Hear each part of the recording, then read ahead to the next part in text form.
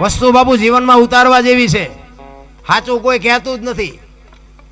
હું તમને એક જ વાત કરું, તેલનો ડબ્બો લઈને કોક આવતું હોય એને તમે પૂછજો કે તેલના ડબ્બાના કેટલા પૈસા, એટલે તરત એમ કે 2500 રૂપિયા. હવે તેલના 2500 છે ડબ્બાના, તેલ મારી પાસે કાઢ લે ડબ્બાનું શું આવે? પણ એ તેલને રાખવા માટે ડબ્બાની જરૂર પડે, તેલ એમનામ રહે નહીં. જો વિચારવા જેવી વાત છે. એમ આ દેહની બાપુ કિંમત કાંઈ નથી. લખવું હોય તો લખી લેજો, અમુક વાતું બાપુ કોઈ નહીં કે આ દેહની કિંમત કાંઈ નથી. આ દુનિયા દિવાળી જ મૂકવાની છે, પણ ભજન કરવા માટે બાપુ દેહની જરૂર પડે. ભજન એમનામ ન થાય, દેહ એટલા માટે જ હોય.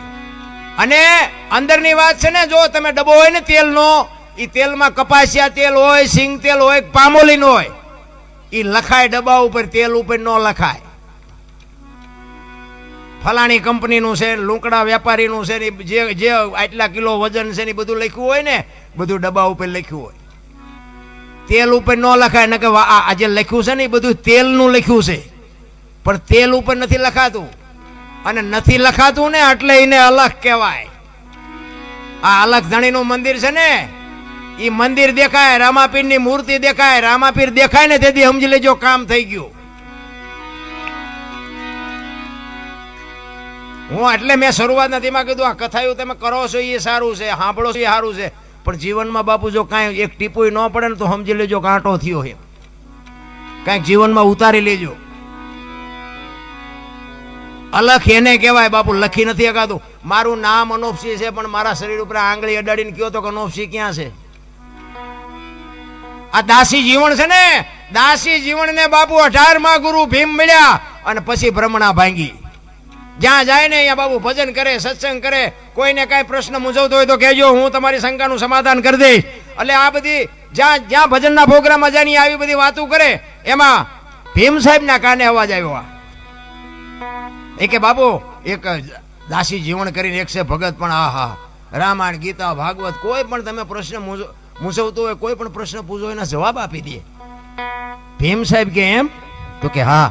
તો કે એટલે મેં ક્યાંક પ્રોગ્રામ હોય કહેજો, મારે સાંભળવા આવવું છે. એને મારે કંઈ એવો માણસ હોય તો મારે સાંભળવું છે. એમાં ઈ જ ગામમાં એકવાર પ્રોગ્રામ, અને કોકે કીધું ભીમ સાહેબને કે બાપુ આવવું છે? તો કે હા. એ આવ્યા હો, આ ઓડિયન્સ જામી ગયું. એ બાળકો બેસી જાઓ, ઓલા અમને બેહારી દઉં. એ ભીમ સાહેબ આવ્યા અને આમ ઓડિયન્સ જામી ગયો ને વાહે જોડામાં બેઠા, અને બેહાઈ જોડામાં જ. કોઈ નો કે આખા ખો હોય એમ, કારણ કે નાનું કોઈ થવું જ નથી, બધાને મોટું જ થવું છે. આવડતું કાંઈ છે નહીં. અમે તો ક્યાંક ક્યાંક પ્રોગ્રામમાં જઈને અમે તો હેઠા હોય ને ત્યાં આખો સ્ટેજ ભરી ગયો. આપણે ક્યાંક મંજીરા વગાડો કે ના, તબલું વગાડો કે ના, બેન્જો વગાડો કે ના, ભજન ગાવો છો કે ના, તો ભાઈ હેઠા મરો ને આ અમારા હાટું છે, તમારા હાટું નથી. હવે ગામ ના હોય એટલે અમારે કંઈ કહેવાય નહીં. પછી ગામના આયોજક હોય ને પછી એમ કે એટલે એ ભાઈ થોડોક આગો બેસતો આવલા ધારાસભ્ય એમને બેહવા દે, એટલે એમ કરીને ખહેડે. પછી કે સરપંચ આવે કે એ સરપંચ આવ્યો આમ આગો બેસતો. હવે એમ કરતા કરતા જોડામાં કાઢે, એના કરતા પાદરા જોડામાં બેઠા હોય કોઈ કે આખો ખસી,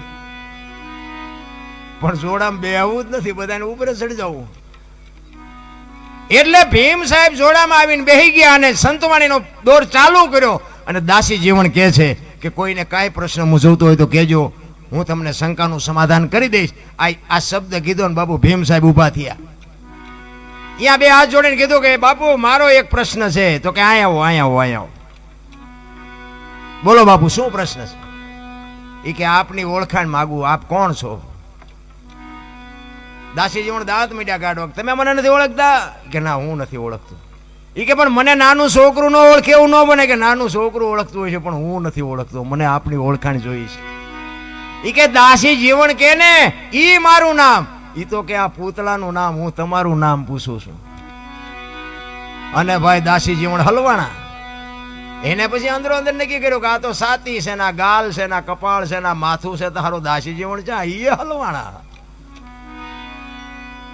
ઈ કે હું આપનું નામ પૂછું છું. ઈ તો આ દાસી જીવન તો આ પૂતળું છે એનું નામ છે ને.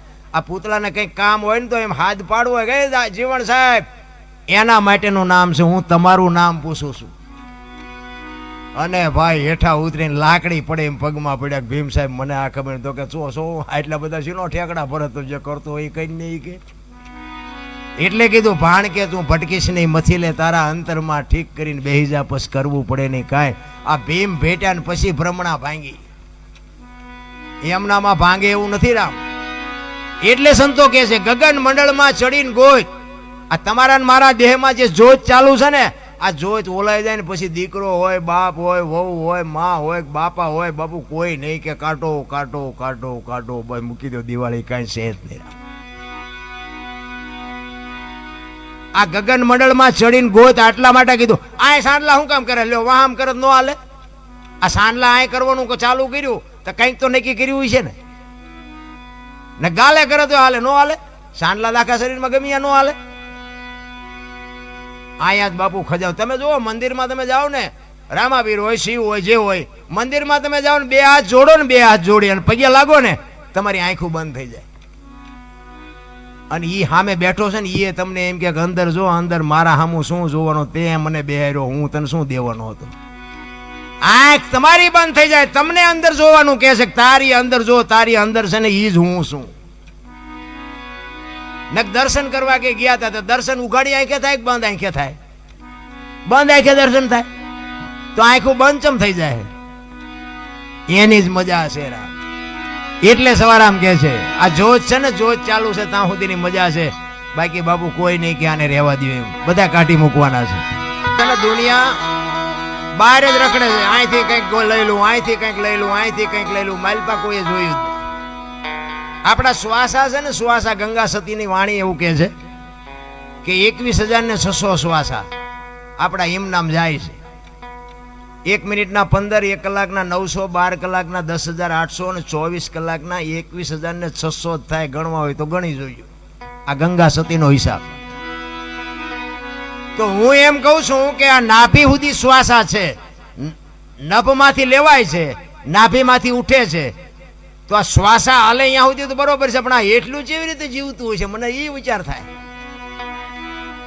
હવા જ્યાં સુધી જાય અહીંયા સુધી જીવે તો બરોબર છે પણ આ પગને બગને ત્યાં તો કઈ શ્વાસ હાલતા નથી તો આ કેવી રીતે હાલે છે બીજી વાત કહું કોઈ પણ માણાને મરવું હોય કોઈ પણ માણા અમુક તમને મજા આવશે અમુક માણા એમ કે મારે મરી જવું પછી પાણીમાં ધૂબકો મારે એ પાણીમાં ધૂબકો મારે ને બાપુ ગમે એટલી મહેનત કરે ને ઉપર ન રહે તળિયે જ જાય ને અને માલિકોરથી બાપુ જીવ નીકળી જાય ને પછી પાણી ન રાખે પછી ઉપર વિયો જાય તો બાપુ વજન તો એટલો હોય છે તો ઉપર કેમ વિયો આવે છે